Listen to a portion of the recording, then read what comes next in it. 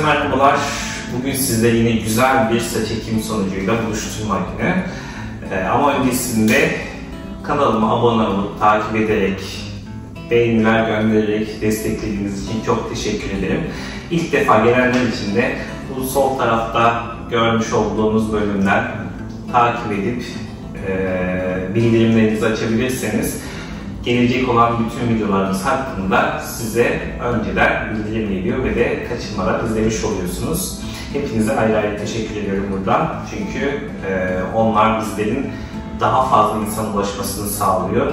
Sanatımızın, saç ekimindeki doğallığımızı daha fazla insanın kaçırmadan elde etmesine bir olanak sağlamış oluyorsunuz. Evet, şimdi hastamızın önceki halinden biraz bahsedelim. Hadi yaklaş. Önden bakıldığındaki profilimiz bu şekilde. Üstten bakıldığında asıl olayı anlıyoruz. Orta bölümde bir tane adacığımız kalmış. Biz tabi burayı da sıklaştırdık. Şu bölüme kadar olan bölümün doğallığını koruyacak şekilde bir çalışma yaptık. Yanlardan bu şekilde. Evet, şimdi sizlerle sonucumuzu buluşturma anı. Hadi bakalım biz neler yapmışız.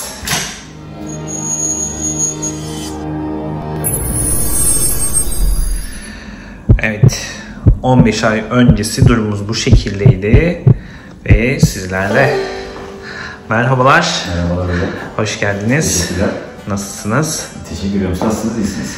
Bizler de çok iyiyiz. Senin bu şekilde değişimini gördükten sonra iyi olmak yani elde değil, çünkü çok mutluyum. Çok güzel bir şekilde saçlarına kavuşturmuşuz. Şimdi takipçilerimiz için yakın çekimlerle sanatımızı göstereceğiz. Siz bir sabit kalabilirseniz. Evet arkadaşlar.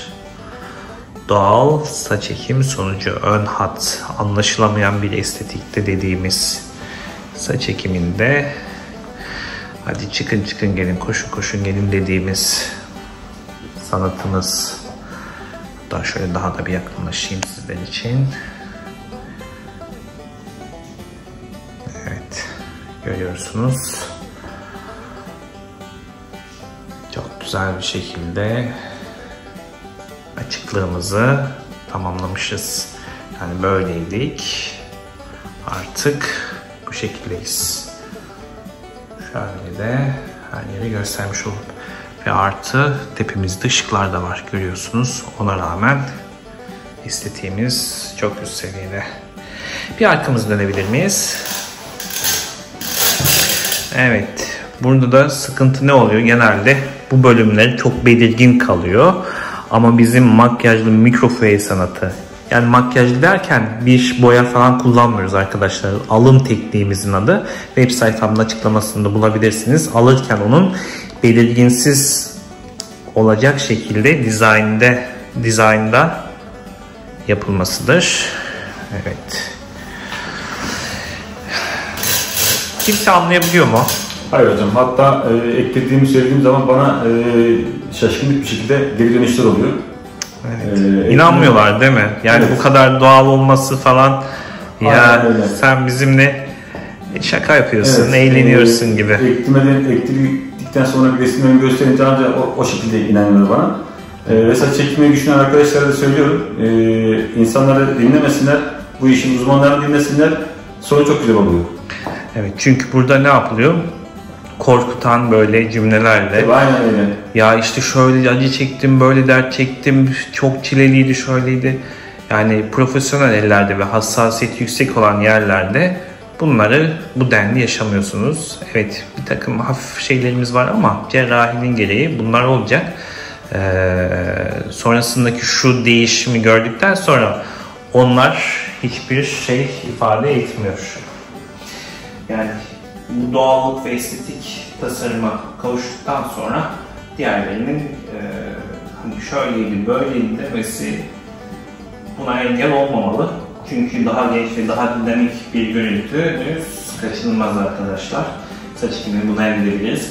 Siz de bu şekilde doğal ve estetik bir saç ekimi sonucuna kavuşmak istiyorsanız yapmanız gereken çok basit. Başınızın önden, üstten, yanlarını ve arkasını görebileceğim şekilde fotoğraflarınızı bu aşağıda gördüğünüz WhatsApp numaramı gönderin. Bizzat benim tarafından nasıl bir çalışma yapılacağı, hangi bölümlere ekileceği, kaç gün gref olacağı ve fiyatımız hakkında bilgi alabileceksiniz. Geç kalmayın, ücretsiz bu şekildeki değerlendirmelerinizi fırsatını kaçırmayın diyorum.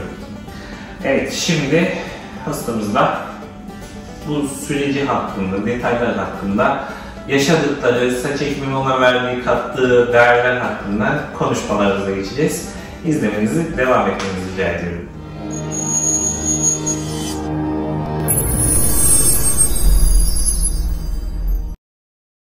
Tekrardan hoş geldiniz Dilşat Bey. Nasılsınız? İyiyim, siz nasılsınız hocam? Ben de iyiyim. Şu önceki halimize baktığımızda nasıl olduğumuzu daha iyi anlayacağız. Evet, sayenizde iyi oldu. Değil mi? Evet. Yani güzel bir boşluğumuz vardı bu şekilde alanlarda. Önde birazcık kalan saçımız var. Fena değil. Bunun da avantajını kullandık. Araları sıklaştırdık. Güzel bir şekilde saçlarımıza kavuşturduk. Evet, sayenizde güzel bir oluşum oldu. Evet, daha genç ve daha dinamik. Teşekkür ediyorum.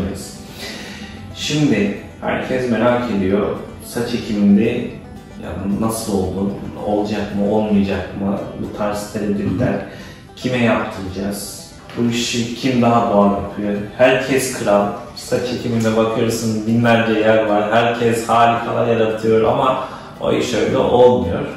Siz beni nasıl buldunuz? Nereden aklınıza geldi de İbrahim ve Rayhan'a gelmek nasıl oldu? Biz sizden yavaş yavaş böyle dinleyelim.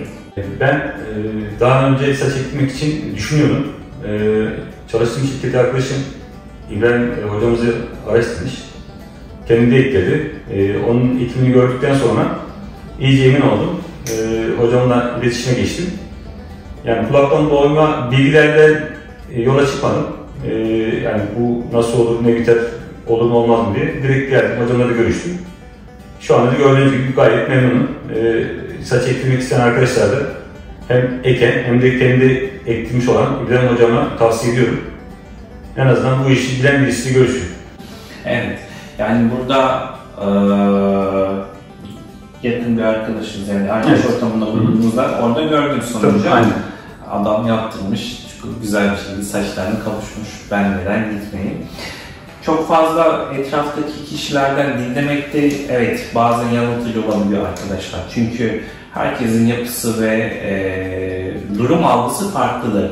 Ağrı eşiği farklıdır, güzellik anlayışı farklıdır. O yüzden bunlar göreceli şeyler olduğundan dolayı ya da değişkenlik gösterebileceğinden dolayı işin uzmanı tarafından görüşlerini almanız sizin için daha sağlıklı olacaktır. Çünkü bazı hastaların ağrı seviyesini, hocam bu neydi ya, bu muydu o kadar anlattıkları diyebiliyorlar. Kimisi de evet hocam birazcık ağrı vardı ama o kadar sorunlu değil.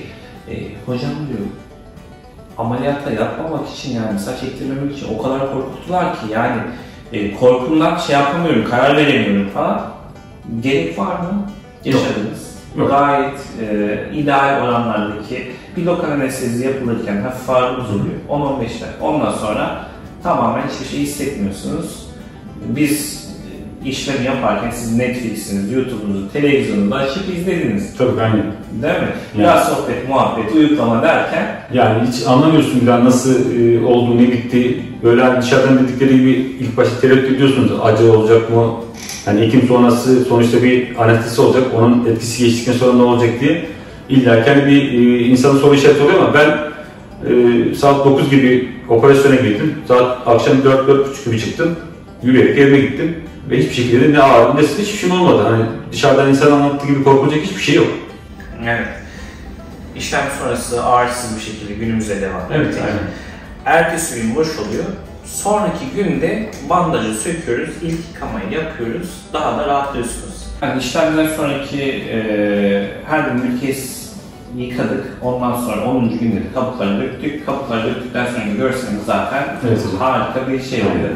3 numara tıraş olmuş gibi çok güzel bir görselde oluyorsunuz. Hatta hep öyle kalsa keşfediyoruz. Ama arkasından bir kuluçka dönemi dediğimiz dönem oluyor. 1. aya doğru şok dökülme diyoruz buna arkadaşlar. Ektiklerimizin hepsine yakın dökülme oluyor. 1. aya doğru bu tamamlanıyor. 2. ay itibariyle tekrar saçlarımız çıkmaya başlıyor. 5 ay ve sonrası artık tatlı bir hale gelip siz mutlu olmaya başlıyorsunuz. Değil mi? 5. ayda artık taranabilir hale gelmiş. Evet, hatta ben 5. aydan sonra normal tüm bir şekilde berberime gidip tıraş oldum. Hatta o bile şaşırdı. Yani 5 ay önceki halimi 5 ay sonraki saçımı görünce şaşırdı. Yani sonuçta bu işi yapmak isteyen, düşünen varsa da kesinlikle İbrahim Hocam zaten bu işin piri. Kendi de eklemiş. Eken Bey bir hocamız. Ben tavsiye ediyorum. Ben ekledim. Zaten şu anda da görünüyor hani. Sanat görünüyor. Böyle kelimelerle ifade etmeye gerek yok. Zaten yakın çekimlerle hepinize bunları, doğal sanatımızı gösteriyoruz arkadaşlar. Yani sizler de bu şekilde doğal bir saç ekim sonucuna kavuşmak istiyorsanız yapmanız gereken çok basit. Başınızın önden, üstten, yanlarını ve arkasını görebileceğim fotoğraflarınızı bu aşağıda görmüş olduğunuz WhatsApp numaramı gönderin. Bizzat benim tarafından nasıl bir çalışma olacağı, nerelere ekim olacağı ve fiyatımız ne olacağı bilgisini alabileceksiniz. Sadece sizden istirhamım, yani dönüşlerde biraz zorlanıyorum. Sabırla beklemeniz, mutlaka ama mutlaka mesajlarınıza cevap vermeye çalışıyorum ve veriyor olacağım. Orada da ufak bir beklemenizi rica ediyorum. Yani çok fazla söze gerek yok. Diğer videolarımda da zaten sürekli görüyorsunuz, anlıyorsunuz. Sizler için hani bu doğal sanatı, saç ekiminde doğru noktayı nasıl bulacağız? Herkes doğal yapıyor diyor ama arkadaşlar bu videolar sizlerin bunu daha iyi anlamanız için. Çünkü bir fotoğraf, slide gösterisi anlatmıyorum size. Yakın çekimlerle artık ışıklı bir ortamda yakın çekim yaparken gösterdiğim ışığımızı tavandan direkt vuruyor buraya. Ona rağmen her detayı gösteriyorum. Bu şekilde bir gösterebilen arkadaşınız varsa bunlara güvenebilirsiniz. Çünkü yani tek ben değilim. Birçok harika işler yapan saç ekim arkadaşlar var. Onları buradan tebrik ediyorum. Çünkü hepimiz birlikte Türkiye'yi, ülkemizi temsil ediyoruz. Dünyaca bir saç ekiminde lider konumdayız. Onu da lider durumda devam ettirmeye de uğraşacağız. O yüzden sadece tek değilim. Birçok güzel işlemler yapan arkadaşlarım var. Onları da tercih edebilirsiniz. Ve bu videolarla saç ekimindeki doğal bir sanat yapan bir kişiyi bulmuş oldunuz. Sizler de nasıl faydalanabileceğinizi anlattım. O şekilde yararlanabilirsiniz. Kimse anlayabiliyor mu? Söylediğim zaman ilk başta hani inanmıyorlar, tepki gösteriyorlar. Yalan söylüyorsun gibilerinden. Ama ben saç ektirdiğim dönemdeki fotoğraflarını gösterince o zaman ikna oluyorlar.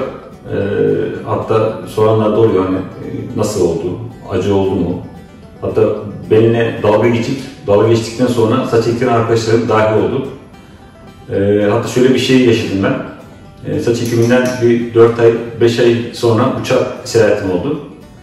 Kabin görevlisi saç ektirmiş. Bariz bir şekilde hani saç ektirdiği belliydi. Hani tabiri caizse bildiğiniz mısır tarlası gibi. Orada tanıştık arkadaşlar. Benim saç ektirdiğime inanmadı. O kadar çok doğal olmuştu ki saçlarım. O süreçte hemen çıkarttım telefonu, gösterdim saç ekim sürecini. Yani böyle güzel şeyler de oluyor. Evet, çünkü doğallığımız o kadar güzel olmuş, yakışmış size. Hakikaten anlaşılması gerçekten çok zor.